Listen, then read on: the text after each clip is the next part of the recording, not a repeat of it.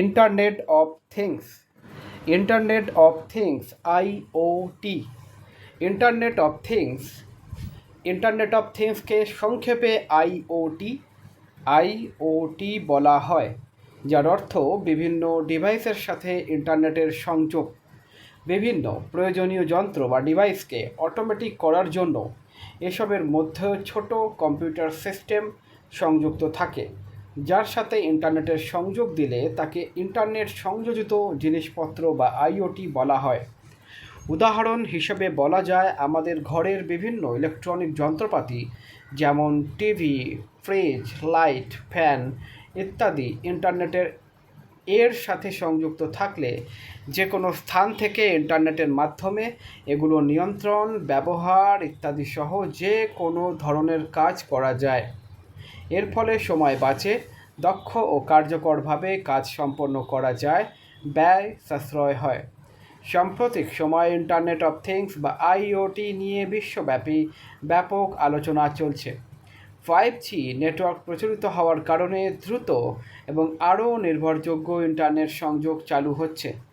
Real time data processing সক্ষমতা তৈরি হচ্ছে এবং আইওটি এর জন্য নতুন সম্ভাবনার দ্বারে উন্মেচিত হচ্ছে।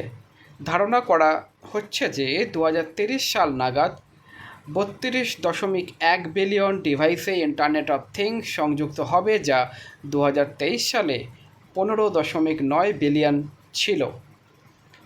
আইওটি এমন একটি নেটওয়ার্ক যা বিভিন্ন ডিভাইসকে ডেটা আদান প্রদানের জন্য সংযুক্ত করে মানুষকে বিভিন্ন কাজে সাহায্য করতে পারে।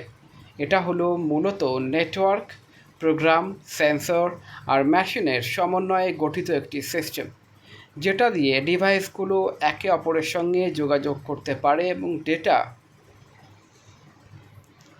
বিনিময় করতে পারে। প্রচলিত ইন্টারনেট মানুষকে কেন্দ্র করে বিকাশ লাভ করেছে, যাকে মনুষ্যকেন্দ্রিক ইন্টারনেটও বলা হয়।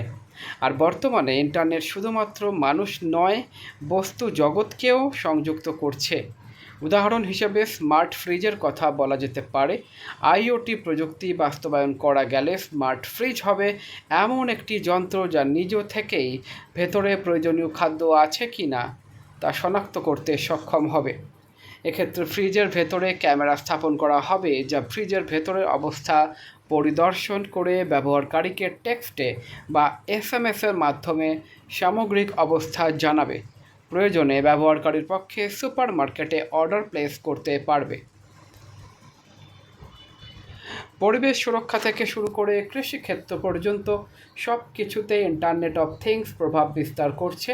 কৃষিক্ষেত্রে কখন, কোন সময়ে, কোন ধরনের ভূমিতে কোন ফসল চাষ করা উচিত, কোন ধরনের সার ব্যবহার করা উচিত, সার ব্যবহারের নিয়মাবলী, পোকামাকড় দমনে কীটনাশক ব্যবহার সহ পোকামাকড় ট্র্যাপ বা ফাঁদ সৃষ্টি করে তার নিয়ন্ত্রণ করা, ব্রিজের টোল আদায় থেকে শুরু করে ব্রিজের রক্ষণাবেক্ষণের কাজ পরিচালনা ও নিয়ন্ত্রণ করা, চিকিৎসা সেবায় ব্যবহৃত যন্ত্রপাতির নিয়ন্ত্রণ থেকে শুরু করে রোগীদের জন্য কখন কোন ওষুধ দরকার তাও বলে দিতে পারে ইন্টারনেট অফ থিংস ডিভাইস।